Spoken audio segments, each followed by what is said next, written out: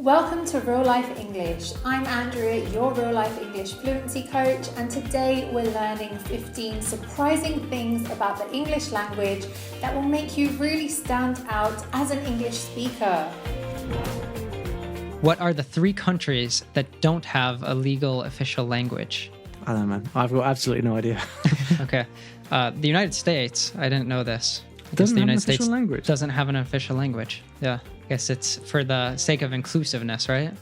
And on a similar note, Australia doesn't have an official language, a legal official language. And then the last one I find very surprising as well, Mexico. If when you learn a language, you want to be able to understand it, even when it's spoken fast, you want to be understood by anyone and actually use the language to communicate naturally with others, well, this is exactly what we'll help you to do here at Real Life English. So don't wait to join our community. Just like Maria, who says our channel is so inspiring and has helped her to gain confidence. So subscribe now so you don't miss any of our new lessons.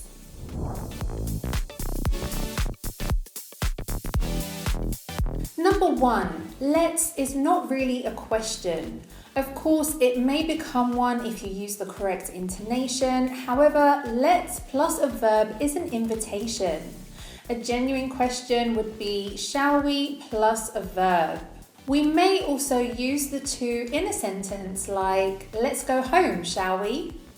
Number 2, natives don't speak fast. Some might, but what may sound fast is actually the fact that we are reducing, cutting, and blending sounds. The most common examples you may have heard before are a verb plus to, like in wanna, gonna, gotta. However, there are many other words that are shortened. Another verb that's often reduced is have to just the v sound. So could've, should've, would've. It sometimes even gets changed to the schwa sound, so you even hear coulda, woulda, shoulda. We also reduce the word to, this would become to, I have to go. So it's more of a schwa sound again. Number 3, some words only exist in the plural form. Here are some examples. Glasses, like the ones that you used to see. News, scissors, trousers or pants, jeans and pajamas.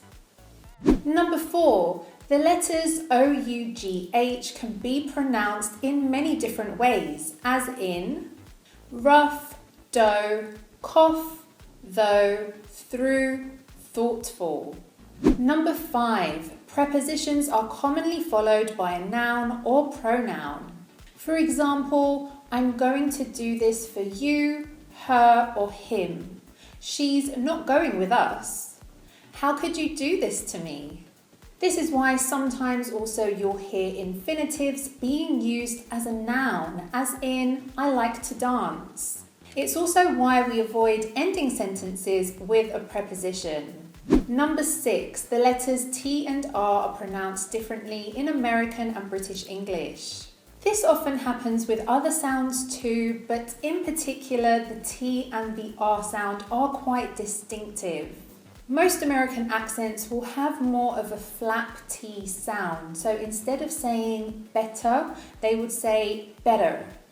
And in British accents, you'll have more of a glottal T where you don't actually hear the T sound. What happens is the flow of air is stopped and then released. So instead of saying better, we would say better. With the R, we have the rhotic and the non-rhotic R's. So with a rhotic R, you actually hear it, and when it's non-rhotic, you don't. So in American English, they are more likely to pronounce the R's in words, whereas in British English, we don't, unless it's followed by a vowel. So for example, in the word car, you can hear there that I don't pronounce the R, but in American English, they would say car. Number 7, it's okay not to use auxiliary verbs to form questions. You've probably spent a long time memorizing do, does, did, etc. And this is important because it's how the language works. Like Picasso says, learn the rules like a pro so you can break them like an artist. However, native speakers will just simply use intonation for questions when in the middle of a conversation, like, "You like chocolate?" If you're the type of person who likes to think globally and learn about other cultures, we highly recommend you download our RealLife English app.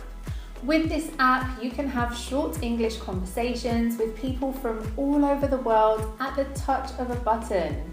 You can also improve your listening skills with our podcast, which comes with transcripts and vocabulary notes for you to follow along. You can download it for free in the Google Play or Apple App Stores. You can also find the link up here or down in the description below. Join our global community and become a citizen of the world by downloading the app now. Number 8, use they in the singular. So they is an accepted gender-neutral pronoun. You could even use it to sound more polite in moments where you don't want to use he or she. Number 9, the letter E at the end of words is often silent. Here are some examples. Buy, die, cake, come, drive, please. Words in English don't normally end in a V or a U. That's why have and blue both end with an E. Number 10, Americans and Brits use the words quite differently. Now, quite can be used to mean fairly or completely. So in American English, it's used usually to say fairly or partially. However, in British English, it can also mean completely or totally. Number 11, the words everyday and everyday are different. Everyday as one word means typical or ordinary, and it's used as an adjective before a noun. Every day is an adverb, which means every day or daily, and it's often used at the end of the sentence to indicate the frequency. Number 12, Brits don't normally use the Oxford serial comma. So this is the comma that mainly Americans add before and or when listing things. For example, they'd write, "I have to get apples, oranges and carrots this way." However, in British English, we don't do it this way, so you'll see it without this extra comma. Number 13, there are only a few countries that have the before their names. This can be a confusing mistake for many learners from Germanic and Romance languages, who will often add the before saying the name of a country. However, you can say the Bahamas, the United States of America, and the United Kingdom. These should always be referred with the article. The rule of thumb, popularly speaking, is to use the if the country has common nouns like kingdom, if it's a group of islands such as the Bahamas. People will commonly say the Netherlands even though the official name is Kingdom of the Netherlands. I have a couple more things to share with you, but before I continue, how many of the tips so far did you already know? Share with us in the comments below. Number 14, English has many words that are identically spelled but have different meanings or pronunciation. Often one is a verb and the other is a noun or adjective. The trick is that usually the first syllable in nouns is the strong one and the second syllable in verbs is the strong one. Here are some examples. Resume, resume, record, record. In American English, they would say address, address, combat, combat.